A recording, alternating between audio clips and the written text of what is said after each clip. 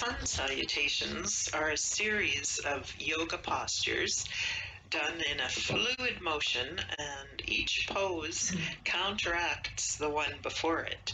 So we start in mountain pose, sort of a neutral thing. It's very grounding. You really feel into your feet, and you bring your hands into prayer in front of your chest, and really just set yourself into that pose. Be as aware as you can that you're in your body. And then with an inhalation, you lift your arms up over the head. And this can be called an upward salute, or some may call it kiss the sun. So you bring the arms or hands up over the head, and there's a bit of a back bend. Not too far, just as far as you're comfortable, but it's an extension and a bit of a bend so that it's counteracting as you go forward, exhaling into a standing forward bend. You reach down to the ground, and that's on an exhale. And then you kind of lift up a little bit, and that's in an inhale, then go down, and we'll go into a lunge from there, putting the right leg backwards, and push the left leg in front. And I usually have it so that the front leg is bent and the other leg is also bent. Some people may do it in a straight incline, but it is easier to have both knees bent. You find your posture as your hands are directly beneath the shoulders and arms extend on either side of your bent front knee with the chest directly above it, fingertips aligning with the toes. Look up proudly.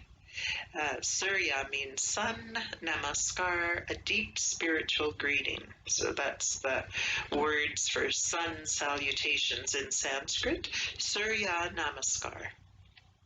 Now, from this pose, we go into plank, pushing that front leg back to meet the other one that you had extended, and in push-up style, push up your torso and your head. Your head is now held between straightened arms, your eyes gaze at the earth, the sun is giving you strength. Now we come into what's called caterpillar or Ashtanga Namaskara, or knees, chest, and chin. This is one of the more difficult poses for me because it requires arm strength. So you lower your knees to the floor, that's one point of contact, and you hug your elbows to your side and bend the elbows. Your hips remain lifted as you bring your chest to the floor, and your palms are flat on the floor next to your shoulders. Chin, chest, and knees are points which touch the earth here. That's the caterpillar position.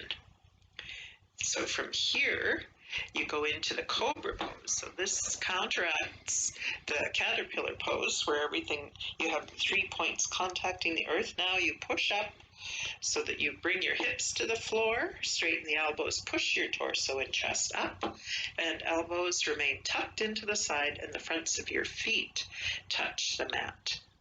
Imagine yourself as a cobra. The energy moves up the spine. Now we come back down into down dog. So in this, it's an inverted pose. You've got your hands under your shoulders, and then your feet are flat on the floor as well. Your head between the arms, and your sit bones, or your bum, is up in the air, and the legs are straight, with feet as flat on the ground as you can. And you're being a joyful, happy dog, stretching his spine. So from down dog, we move forward bend, then up into kissing the sun, arms extended above the head, hands above the head, a little bit of a backward stretch, and back into mountain pose. Now we do the other side where you have the right leg in front with your lunge, you put the left leg in front. So that's doing each side, and you go through the cycle, and that's one sun salutation.